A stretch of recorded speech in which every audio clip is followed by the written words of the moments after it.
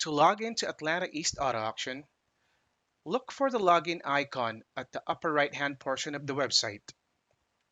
Click on the icon, enter your username, followed by your password, and hit login.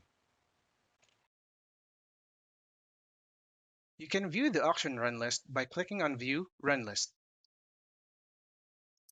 Here, you will see all available run lists.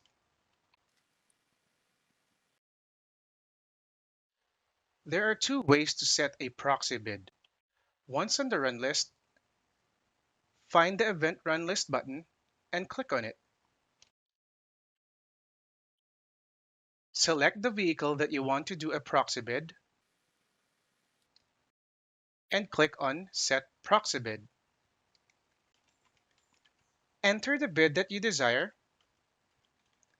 and click on Set. Another way on doing a proxy bid is by going to a lane. Again, on the run list, choose the lane that you want to join, click on the Join lane, click on the proxy bid, enter the desired amount, and click Set.